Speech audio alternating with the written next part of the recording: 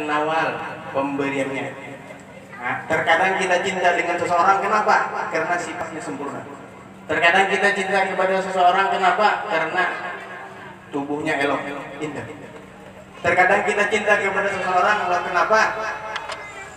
Karena dia memberikan kita sesuatu sehingga kita cinta kepada dia. Nah, ini yang pertama, yang kenal. Dan yang kedua, yang jamal, elok. Dan yang ketiga, nawal pemberian. Semuanya terkumpul di tubuh baginda Nabi Muhammad SAW. Oleh karena itu, kalau kita cinta, maka otomatis kalau kita mengenal dengan Nabi Muhammad SAW, maka otomatis kita akan cinta kepada baginda Nabi Muhammad SAW. Tidak ada yang kesempurnaan melebihi sempurnanya Nabi Muhammad SAW. Rasulullah SAW dari sebelum diciptakannya makhluk, Rasulullah adalah orang yang sempurna. Ibn Abbas beliau berkata, Inna Quraisyan. Beliau mengendaki itu ada dulunya Quraisyan, kaum Quraisy, yaitu Nabi Muhammad SAW. Inna Quraisyan kanu nuran. Dulunya cahaya. Gabla khalqi Adam bi alfai am. Sebelum diciptakan Nabi Adam 2000 tahun. Yusabbihu dzalika nur wa tusabbihul malaikah bi tasbihi. Nur tersebut, nur Nabi Muhammad SAW, selalu bertasbih kepada Allah Subhanahu wa taala. Belum Nabi Muhammad diciptakan, hanya nurnya Nabi Muhammad sudah bertasbih kepada Allah Subhanahu wa taala. Sudah menyebut-nyebut nama Allah, belum lagi nur tersebut tercipta kepada Nabi Muhammad sallallahu alaihi wasallam. Kemudian ketika Nabi Muhammad sallallahu alaihi wasallam diciptakan Nabi Adam alaihi salam, kemudian nur tersebut diletakkan di tulang sulbinya Nabi Adam alaihi salam. Setelah 2000 tahun Allah taala ciptakan Nabi Adam alaihissalam, terpindah nur tersebut ke tulang sulbi Nabi Adam alaihissalam, sehingga nurnya tidak ada lagi ketika itu. Kemudian di tulang sulbi Nabi Adam alaihissalam terletak nur tersebut. Akhirnya para malaikat disuruh sujud kepada Nabi Adam alaihissalam, bukan dikarenakan sujud kepada Nabi Adam alaihissalam, bukan, tapi dikarenakan sujud kepada nur yang berada di tulang sulbi Nabi Adam alaihissalam.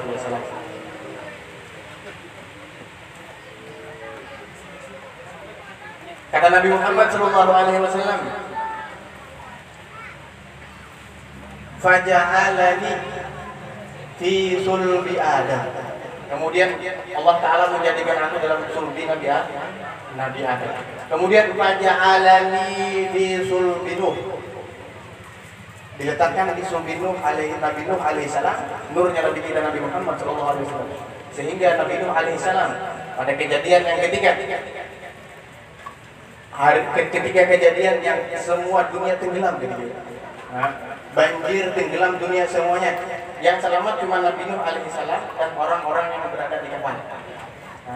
Kenapa Nabi Nuh bisa selamat? Sedangkan air turun dari langit, air datang dari bumi. Semua dunia tenggelam ketika itu. Kapalnya biasa, kapalnya terbuat dari kayu. Kalau kapalnya terbuat dari besi mungkin tahan. Tapi ini kenapa bisa bertahan? Kapal dari kayu, gelombang yang sangat luar biasa dananya bisa bertahan. Nabi Nuh dan orang-orang di dalamnya bisa hidup. Kenapa?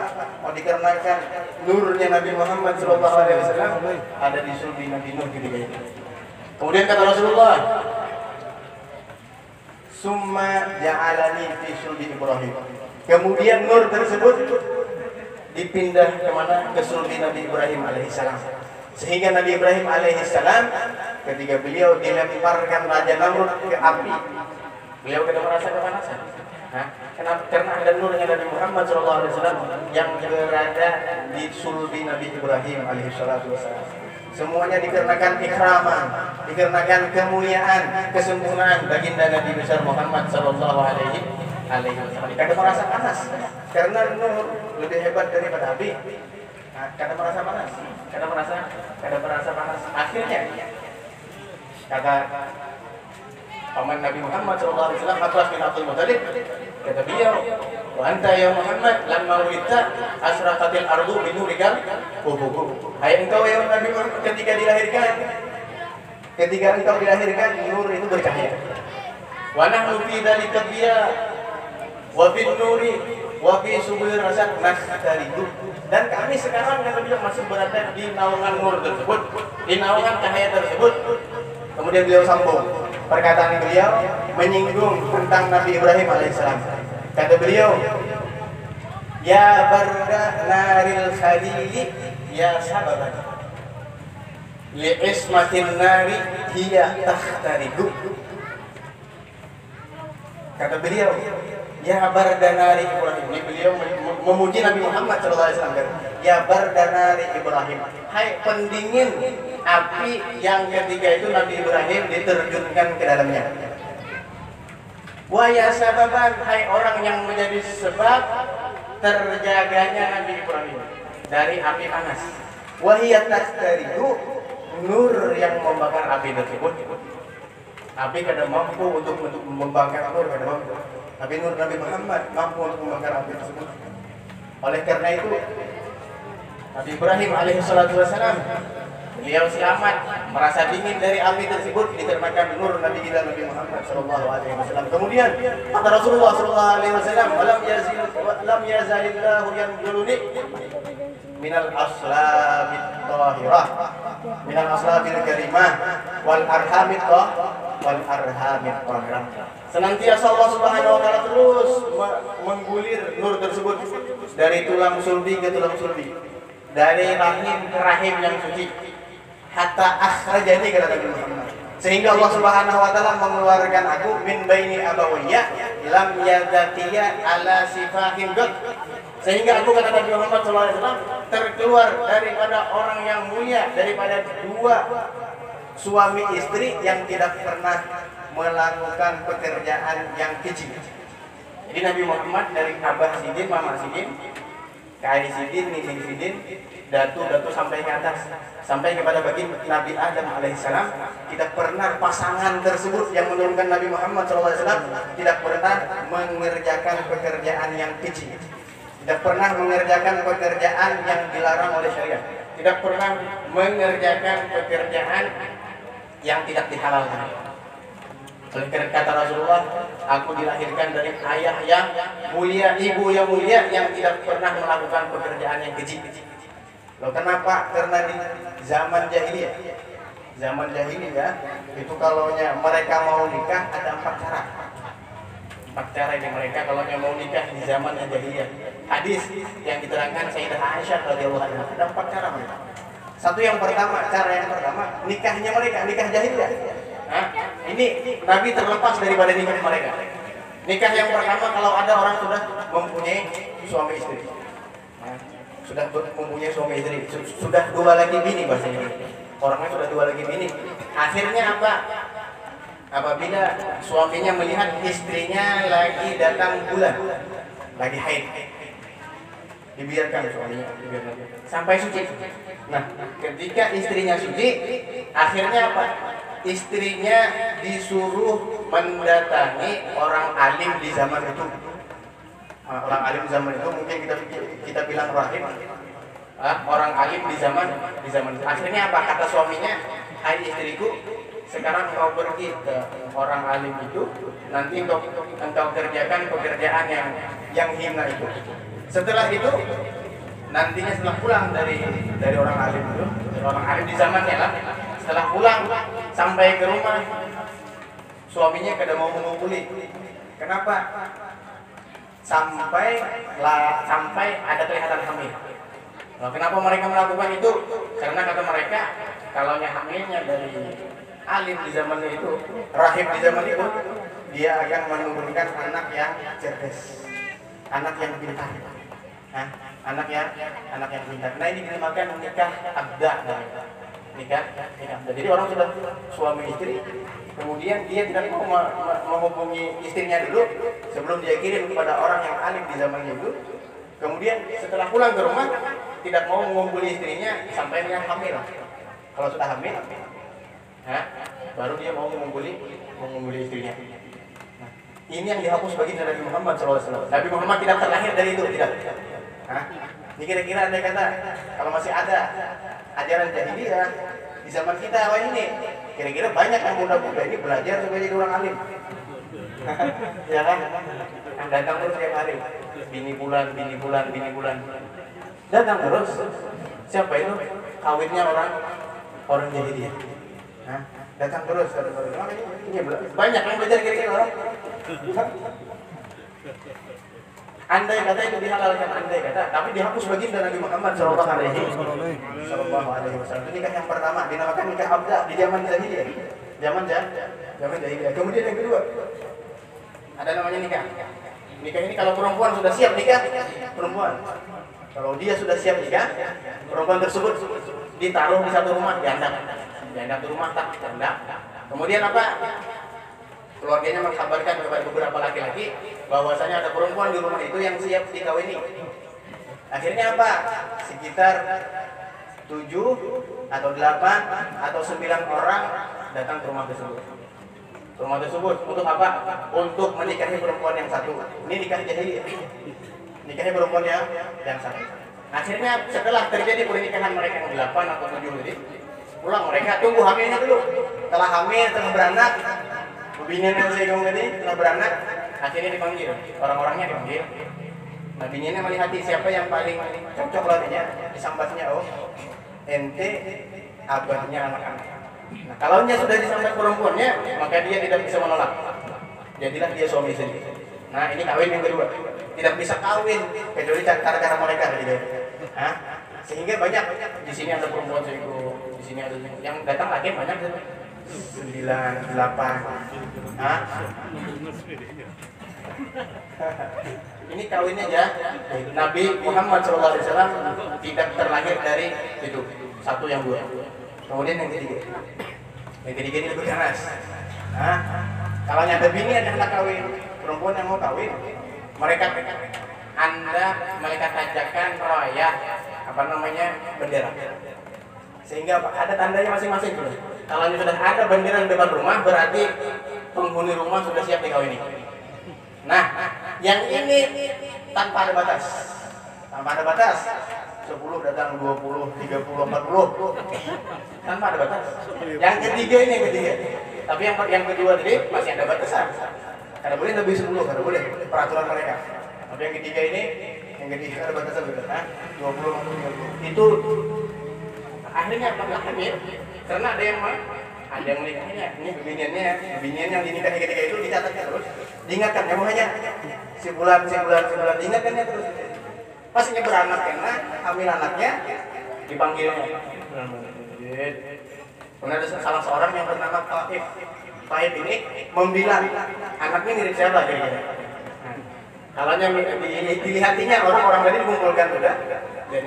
Oh, ternyata anaknya mirip si Fulan. Maka ujar si Taif tadi yang pramadi ente abah. Setelah ditunjuk, jadilah dia berdua suami istri. Resmi jadi suami istri. Itu kawin yang ketiga. Nah, ada kawin yang keempat. Kawin yang keempat yaitu seperti kawin yang kita sekarang. Laki-lakinya datang melamar ke rumah perempuan. Kemudian dia akad nikahkan dengan wali perempuan. Itu nikah yang keempat di jahiliyah. Nah, Nabi kita Nabi Muhammad Sallallahu Alaihi Wasallam keluarnya beliau dari cara nikah yang keempat. Lam yalgatiya ala sifahin gad. Sekalipun orang Yahudi ketika itu, sekalipun orang jahiliyah banyak mengerjakan yang tiga ini, tapi baginda Nabi Muhammad Sallallahu Alaihi Wasallam terlahirnya dari cara yang nikah sama kita sekarang. Lahir Nabi Muhammad SAW dihapuskan nikah yang tiga, kemudian ditetapkan nikah yang pertama.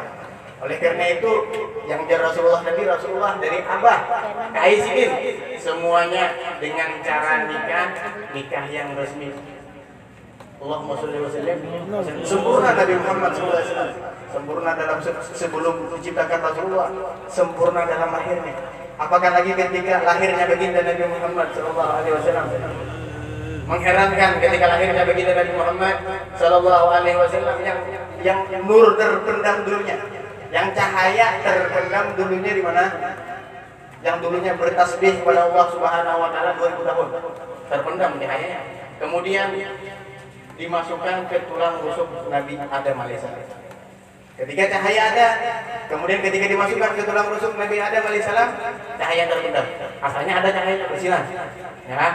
Kemudian ketika dimasukkan ke tulang sulbi Nabi Adam alaihissalam, cahayanya kurang. Cahayanya kada tapi kelihatan bersinar. Nabi masih ada cahaya tersebut. Akhirnya berpindah dari anak ke anak sampai ke Nabi Ibrahim, sampai Nabi Nuh, Nabi Ibrahim, sampai kepada Abdul Muttalib, sampai kepada Abdullah. Oleh karena itu ada seorang perempuan yang ketika mengajak Abdullah untuk menghamilinya, supaya apa? Supaya nur yang ada di muhanya Abdullah bin Abdul Muttalib berpindah kepada rahim seorang perempuan tersebut. Karena nur yang dulunya yang sering bertasbih sudah berpindah ke muhanya Abdullah bin Abdul Muttalib. Manakala Abdullah bin Abdul Muttalib nikah dengan Sayyidah Aminah, tak malam pertama, nur yang ada di muka Sidin, cahaya yang ada di muka Sidin hilang. Hilang. Lalu kemana pindahnya? Ternyata berpindah ke rahim Sayyidah Aminah.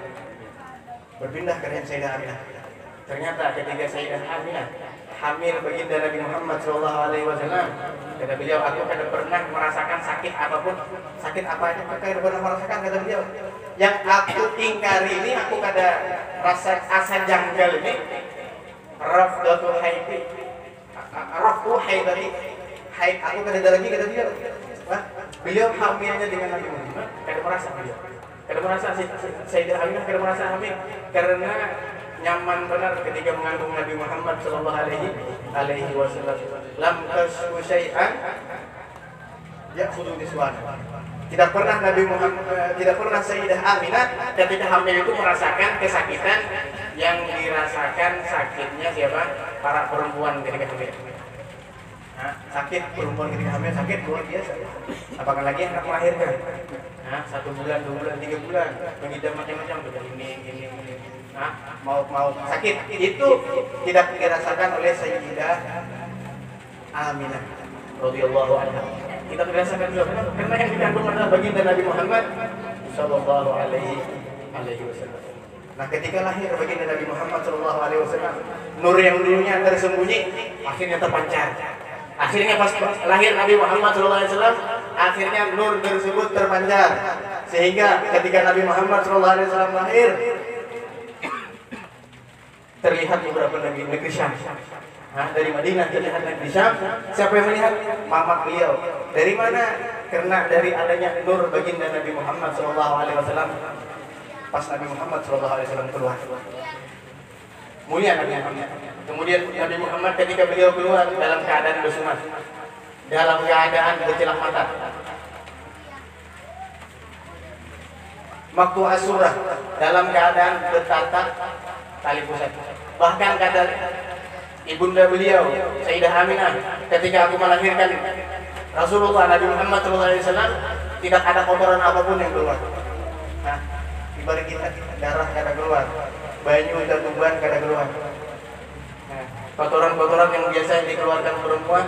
Nah, ini Sayyidah Aminah ketika mengeluarkan baginda Nabi Muhammad SAW, kada ada keluar apa-apa. Timbul ada Nabi Muhammad SAW dalam keadaan bersih. Sempurna kada? Sempurna Nabi Muhammad. Kamal kada? Kamal Nabi Muhammad SAW. Pantas kada kita cinta? Pantas kita cinta orang yang sempurna. Kalau kita mencintai orang yang harus sempurna, berarti otak kita masih ada gangguan. Ini kalau orang yang akalnya sehat, cinta dengan orang yang sempurna. Setelah baginda Nabi Muhammad SAW lahir, kesempurnaan terus disambung oleh Allah Subhanahu wa Ta'ala, sehingga tidak ada yang melebihi kemuliaan baginda Nabi Muhammad, melebihi kemuliaan seseorang, melebihi kemuliaan baginda Nabi Muhammad SAW. Hatta Jibril alaihissalam tidak mampu melebihi kemuliaan Nabi Muhammad SAW. Kita sering dengar di Isra wal Mi'raj, ketika Nabi Muhammad terus naik langit yang pertama, yang kedua, yang ketiga, yang keempat, yang ketujuh, naik ke aras, terus naik hijab demi hijab. Ternyata yang terakhir Jibril tidak bisa naik ke atas. Kata Nabi Muhammad, kenapa hai Jibril engkau mau meninggalkan aku di tempat seperti ini? Tempat yang tidak ada orangnya, engkau kenapa mau meninggalkan aku hai Jibril? Kata malaikat Jibril, kullu syai'in lahu maqamun ma'lum. Tiap-tiap seseorang itu ada mempunyai tempat yang tertentu hai Muhammad. Kalau anak kata Jibril naik ke atas, maka anak akan terbakar. Terbakar, anak hancur anak. Tapi kalau engkau naik hai Muhammad, engkau yang akan membakar hijab tersebut. Akhirnya naik Nabi Muhammad sendirian tanpa malaikat Jibril alaihissalam, yang menunjukkan bahwasanya baginda Nabi Muhammad sallallahu alaihi wasallam beliau lebih mulia daripada Jibril alaihissalam. Mulianya luar biasa Nabi Muhammad sallallahu alaihi wasallam. Akramul khalqi Allah, orang yang paling mulia, makhluk yang paling mulia itu adalah baginda Nabi kita Nabi Muhammad sallallahu alaihi wasallam. Oleh karena itu kalau orang yang cinta kepadanya, maka dia pun menjadi mulia. Orang yang rindu kepadanya, dia pun jadi mulia. Kenapa? Karena dia mengikuti orang yang mulia. Kalau orang yang mengikuti orang yang mulia, dia pun akan menjadi mulia. Oleh karena itu orang yang cinta dengan Nabi kita Nabi Muhammad sallallahu alaihi wasallam, dia nantinya akan dikumpulkan Allah Subhanahu wa taala bersamanya. Al-kamal, sempurna dari Muhammad, sempurna kejadiannya, sempurna tubuhnya Nabi Muhammad sallallahu alaihi wasallam. Semuanya kada ada yang kurangnya di Nabi Muhammad. Tapi yang kurangnya terkadang di kita, di umatnya Nabi Muhammad, terkadang kurang mengikuti jejak langkahnya Nabi Muhammad. Terkadang kita yang kurang mencintainya Nabi Muhammad SAW. Terkadang kita yang kurang mengorbankan diri kita berkorban demi Nabi Muhammad sallallahu alaihi wasallam. Al-kamal, yang pertama adalah sifat yang kamal, sifat yang sempurna. Yang kedua sifat al-jamal, sifat elok, indah, enak dipandang. Nah, ini namanya sifat jamal. Itu dulunya kalaunya orang Arab hendak mengumpamakan sesuatu itu indah, yang paling harat diumpamakan dengan badrun atau qamarun, dengan bulan purnama atau dengan bulan. Itu paling harat sudah orang Arab memuji orang bahwasanya orang tersebut elok atau indah. Oleh karena itu, ketika salah satu istri baginda Nabi Muhammad SAW, ini lagi masih belum jadi istri beliau, itu lagi belum jadi istri beliau, beliau pertamanya bermimpi ada bulan yang jatuh kemana? Ke pangkuannya. Ke pangkuannya. Akhirnya beliau bercerita dengan suaminya, kata suaminya, engkau ini kalau bermimpi seperti itu berarti engkau mau dengan Nabi Muhammad SAW. Orang jahiliyah tidak mungkir mereka bahwasanya Nabi Muhammad orang yang paling indah dipandang, paling elok dipandang, paling nyaman dipandang Nabi Muhammad SAW, orang yang paling tampan Nabi Muhammad sallallahu alaihi wasallam. Nah, sahabat ketika duduk lawan Nabi Muhammad, kemudian mereka melihat bulan, kemudian mereka melihat muka Nabi Muhammad, melihat lagi bulan, melihat lagi Nabi Muhammad. Kata mereka, la wajhu Rasulillah ahsanu minal qamar. Wajahnya Nabi Muhammad sallallahu alaihi wasallam lebih elok daripada bulan. Sebagian mereka berkata, ka'anna syamsa tajri fi wajhi. Seakan-akan matahari mengalir di mukanya Nabi Muhammad sallallahu alaihi wasallam bersinar. Kalau Nabi Muhammad sallallahu alaihi wasallam tersenyum kelihatan sinar. Ini eloknya baginda Nabi besar Nabi Muhammad sallallahu alaihi wasallam. Kalau kita dengar Nabi Yusuf alaihissalam, ya kan, sering kita dengar cerita Nabi Yusuf alaihissalam, itu Nabi Yusuf berapa mempunyai keelokan? Nisful zaman. Nisful zaman, setengah keelokan diberikan Allah Ta'ala kepada Nabi Yusuf alaihissalam. Nisful zaman. Tapi kepada Nabi Muhammad SAW, kamalul zaman, sempurna keelokan ada di Nabi Muhammad SAW. Itu Nabi Yusuf alaihissalam yang nisful zaman, yang setengah zaman. Zulaikha ketika terpikat dengan Nabi Yusuf alaihissalam, itu dulunya Nabi Yusuf alaihissalam yang membuang sidin di sana sidin. Asalnya yang iri dengan Nabi Yusuf karena Nabi Yaqub Abasidin. Mereka memandang seakan-akan Nabi Yaqub alaihissalam yang dipentingkan cuma Nabi Yusuf, yang disayangi cuma Nabi Yusuf, yang dicintai cuma Nabi Yusuf. Kalau terkumpul di perkumpulan keluarga, yang dipandang cuma Nabi Yusuf alaihissalam, Nabi Yaqub. Akhirnya keluarga Sidin, saudara Nabi Yusuf alaihissalam, akhirnya sepakat untuk mengusir Nabi Yusuf alaihissalam dari rumah. Supaya apa? Supaya Nabi Yakub, abah mereka, nanti akan kembali perhatian kepada mereka, akan kembali cinta lawan mereka, akan kembali sayang lawan mereka. Iri mereka lah, iri. Karena Nabi Yusuf memang nyaman dimandang. Abah Sidin nyaman memandang Nabi Yusuf alaihissalam. Akhirnya diutuskan untuk dibuang Nabi Yusuf alaihissalam. Dibuang Nabi Yusuf alaihissalam di sumur. Akhirnya ada orang yang mengambil. Ketika ada orang yang mengambil, ternyata Nabi Yusuf alaihissalam dijual, diolah-olah. Nah, dijual, ditukar orang. Ternyata yang menukarinya ternyata menteri yang dia adalah suaminya Zulaikha. Tumbuh Nabi Yusuf alaihissalam di kementerian itu, di istana itu, tumbuh Nabi Yusuf alaihissalam. Tahun demi tahun, sehingga Nabi Yusuf alaihissalam bujang, sehingga Nabi Yusuf alaihissalam jannah laut.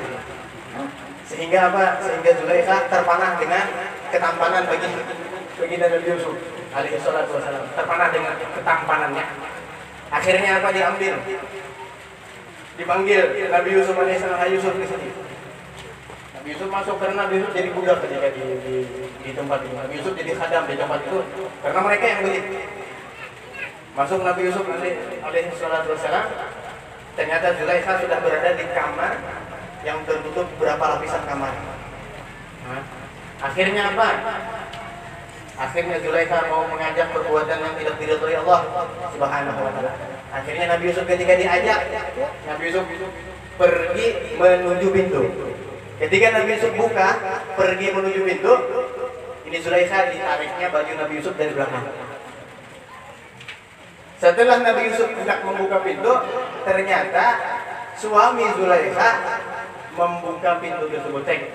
Ketika dibuka, ternyata Nabi Yusuf dan istrinya Zulaikha berada dalam kamar berdua-dua. Akhirnya oleh Zulaikha, Yusuf yang mau berbuat tidak baik kepada saya. Dan Nabi Yusuf alaihissalam bukan saya, bahkan Zulaikha yang mau berbuat tidak baik kepada saya. Akhirnya dipanggil orang yang ketiga. Kata orang yang ketiga tersebut, lihat bajunya Nabi Yusuf alaihissalam. Kalaunya baju Nabi Yusuf robeknya dari depan, berarti yang salah Nabi Yusuf. Yusuf yang salah. Kenapa? Karena baju robek dari depan. Kalau robeknya dari belakang, berarti yang salah Zulaikha. Ternyata diperiksa bajunya, ternyata yang sobek di mana? Di belakang. Sehingga Zulaikha yang divonis orang yang bersalah ketika itu dalam kerajaan. Tetapi ketika mereka tidak mau malu dalam kerajaannya, akhirnya tetap Nabi Yusuf yang disalahkan. Akhirnya tetap Nabi Yusuf yang dipenjarakan. Nah, setelah kejadian itu, orang-orang kampung Zulaikha akhirnya apa? Nah, Zulaikha kayaknya kurang matanya, kayaknya ada yang kurang lawan Zulaikha. Kenapa? Masa cinta lawan budak? Masa anak lawan budak? Kata siapa? Kata perempuan yang di kampung-kampung. Karena dulu budak ini jauh. Jarang ada orang yang senang lawan budak, jarang ada orang cinta lawan budak. Kata perempuan di situ, ini Zulaikha ini kayaknya sudah kurang sehat ini orangnya nih. Sampai cinta lawan budak. Nah, akhirnya sampai pembicaraan tersebut kemana? Ke Zulaikha. Mendengar Zulaikha bahwa perempuan di kampungnya sedang membicarakan dirinya. Akhirnya Zulaikha bikin undangan. Zulaikha undangan para perempuan disuruh datang ke istana. Tiap-tiap undangan disediakan bangku, kemudian meja. Bangku meja ditaruh di depannya buah. Taruh di depannya lating pisau. Setelah diundang semua datang para perempuan gini dudukan semua. Setelah mereka duduk rapi, dipersilahkan makan buah. Kemudian apa? Disuruh Nabi Yusuf alaihissalam keluar. Hai Yusuf keluar. Ketika Nabi Yusuf alaihissalam keluar, ini yang di 10 jamaah, yang setengah tampan, yang setengah indah Nabi Yusuf alaihissalam. Ketika Nabi Yusuf alaihissalam keluar, ternyata apa yang terjadi? Beginian yang diundang tadi. Apa yang terjadi? Ketika mereka melihat Nabi Yusuf alaihissalam, mahada basyara. Ini bukan manusia kayaknya ini. Saking tampannya Nabi Yusuf, kata mereka, kayaknya ini bukan manusia. In hada illa malakun karim. Sepertinya ini malaikat, kata mereka. Tercengang mereka melihat Nabi Yusuf alaihissalam. Pisaunya dipegang, ternyata apa? Mereka mengira menatap gua, ternyata yang ditatap mereka adalah tangan masing-masing. Kenapa? Terpana dengan keelokan rubah Nabi Yusuf alaihi salatu sampai kita merasa, ini panah bin mahabbah. Panah adalah mahabbah. Kita merasa lagi adalah tangan yang ditatap. Pas melihat Nabi Yusuf alaihi salam, saking terpananya, ada merasa lagi sakit. Orang cinta itu, orang cinta kan merasa lagi ya. Nah, yang penting orang yang dicintai itu seperti apa? Nah, ini yang begini tadi ketika melihat para perempuan, ketika melihat Nabi Yusuf alaihissalam, tatap tangan, dikira tatap buah, masing-masingnya benar banget. Nah, ini Nabi Yusuf alaihissalam yang diberikan Allah Subhanahu Wa Taala nisful zaman. Kita bayangkan kira-kira kamalul jamal itu kayak apa kira-kira? Kira-kira kalau sempurna keelokan keindahan itu kira-kira kayak apa? Nah, kira-kira mampu kita melihat memandang itu mampukah kita? Kira-kira apakah kita bisa dipertemukan dengan orang yang sempurna jamalnya? Apakah bisa kira-kira? Nah, apakah bisa? Tapi insya Allah bisa dengan kita cinta kepada beliau. Ini seperti mana? Kata sebahagian sahabat, aku tidak pernah menyentuh harir sutra, tidak pernah menyentuh sutra yang lembutnya itu, kata beliau, melebihi lembutnya telapak tangan baginda Nabi besar Muhammad sallallahu alaihi wasallam. Kata sahabat, aku tidak pernah mencium bau harum misik atau bau harum ambar, tidak pernah aku mencium bau harum itu melebihi harumnya Nabi Muhammad sallallahu alaihi wasallam. Kalaunya Nabi Muhammad sallallahu alaihi wasallam menyentuh kepala kanak-kanak, beberapa hari dicium kepala kanak-kanak itu, oh tahu kita ini bekas japaian Nabi Muhammad sallallahu alaihi wasallam. Kalaunya Nabi Muhammad sallallahu alaihi wasallam berlewat di jalan, kemudian ada orang dari ujung sana datang. Mereka tahu bahwa jalan ini pernah dilewati Nabi Muhammad sallallahu alaihi wasallam. Dengan apa tahunya? Dengan harum yang ada di Nabi Muhammad sallallahu alaihi wasallam. Paluhnya Nabi Muhammad sallallahu alaihi wasallam diulah minyak harum. Kalau tidak, Allah alam diulah apa? Paluhnya Nabi Muhammad sallallahu alaihi wasallam diulah minyak harum. Darahnya Nabi Muhammad sallallahu alaihi wasallam diminum para sahabat. Jamal elok indah Nabi Muhammad SAW, sempurna elok Nabi Muhammad SAW. Tidak ada yang melebihi kesempurnaan Nabi Muhammad, tidak ada melebihi keelokan baginda Nabi Muhammad SAW. Kemudian yang terakhir, nawa, pemberian. Kira-kira apa yang telah diberikan Nabi Muhammad SAW kepada kita? Kira-kira apa? Banyak yang diberikan Nabi Muhammad sallallahu alaihi wasallam kepada kita, banyak banget. Makanya dikatakan di Maulid al-Habsi, wa minhu tafarra al-wujudu khalqan ba'da khalqin fi ma hadasa wa ma tagad. Dari nur Nabi Muhammad sallallahu alaihi wasallam terciptalah makhluk satu persatu. Langit, bumi, tumbuhan, manusia, binatang. Dari mana asalnya? Dari nur Nabi Muhammad sallallahu alaihi wasallam. Oleh karena itu kita tidak bisa memandang tangan kita kecuali kita sebenarnya ingat dengan Nabi Muhammad. Kenapa? Karena terciptanya tangan kita disebabkan Nabi Muhammad sallallahu alaihi wasallam. Melihat di batis kita seharusnya ingat dengan Nabi Muhammad. Kenapa? Karena terciptanya kaki kita disebabkan baginda Nabi Muhammad sallallahu alaihi wasallam. Oleh karena itu Abul Abbas Al-Mursi yang mungkin biarpun banyak mendengar lah, yang kata beliau apa?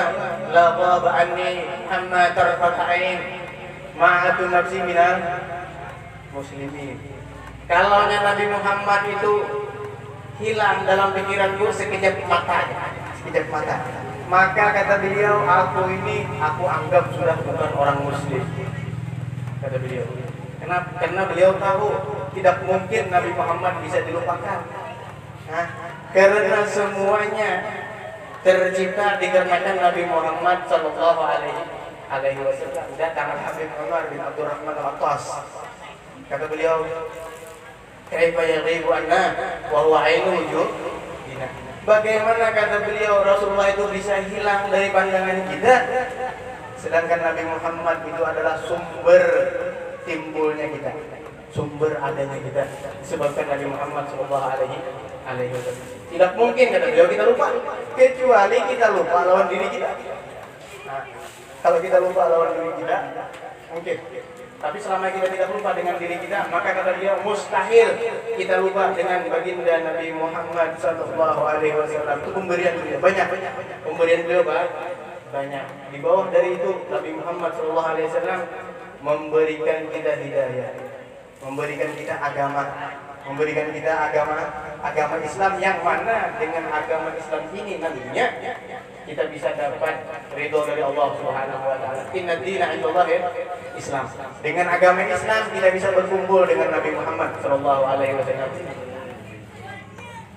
Dengan hidayah yang diberikan Allah Subhanahu wa taala, tapi dengan sebab Nabi Muhammad, dengan sebab perantaraan Nabi Muhammad sallallahu alaihi wasallam, kita nantinya bisa berkumpul dengan Rasulullah sallallahu alaihi wasallam. Iman yang dibawa Nabi Muhammad sallallahu alaihi wasallam tidak bisa kita berikan harga. Tidak ada harganya. Harga yang ada di dunia ini kurang masih untuk membayari iman yang dibawa Nabi Muhammad sallallahu alaihi wasallam.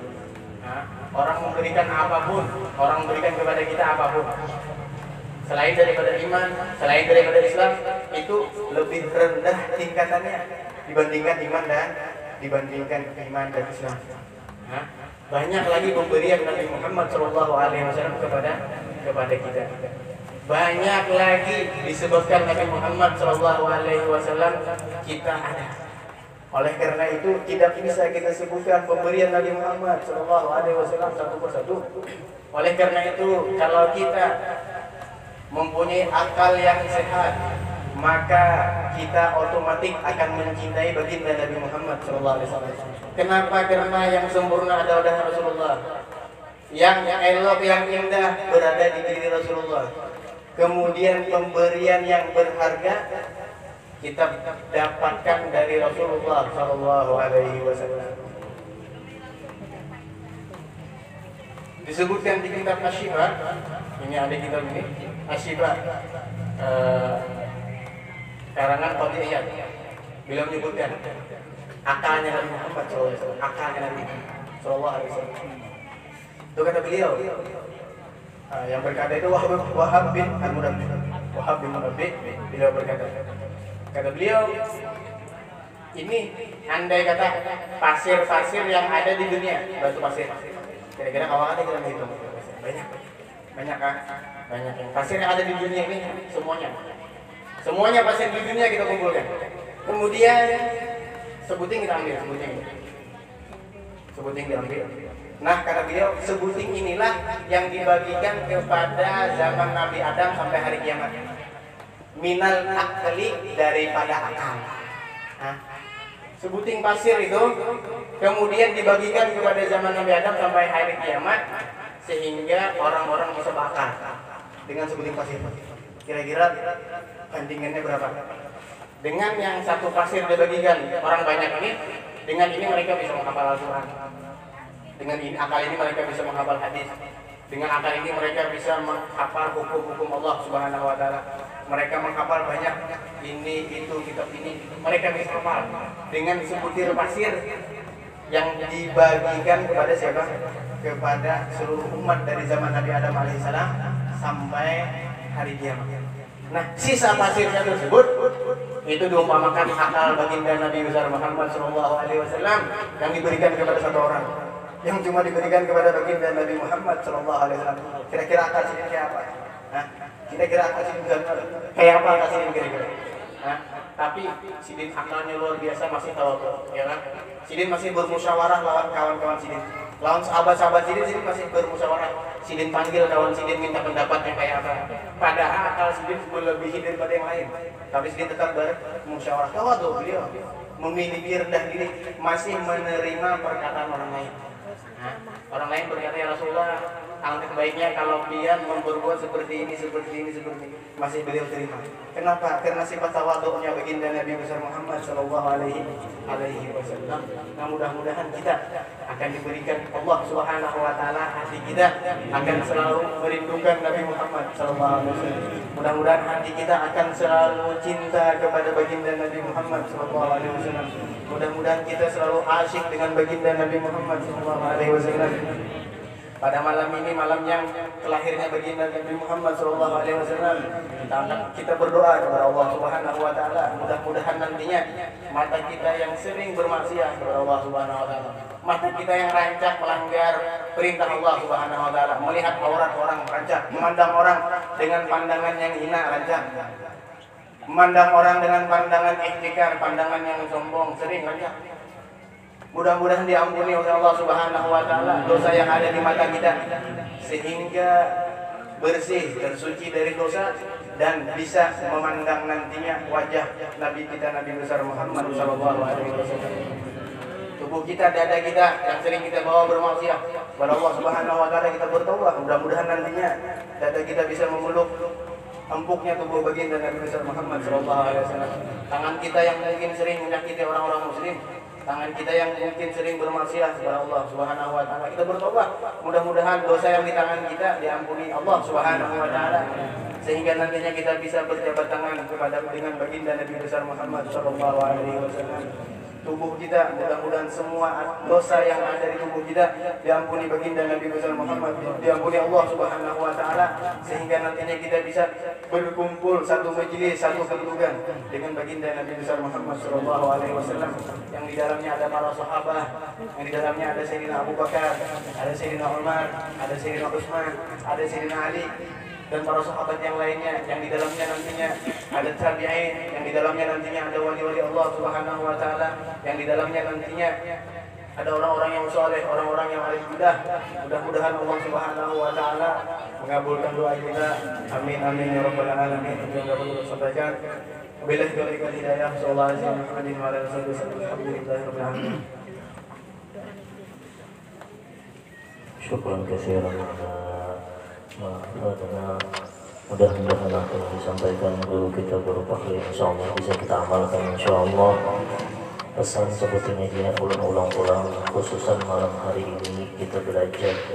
Mungkin setiap malam, berapa tahun sudah umur kita malam 12 Rabiul Awal ini biasa saja. Tapi mulai malam hari ini kita belajar kayak apa malam hari ini kita mengagungkan Sayyidina Muhammad SAW, mengagungkannya dengan berbuat maksiat.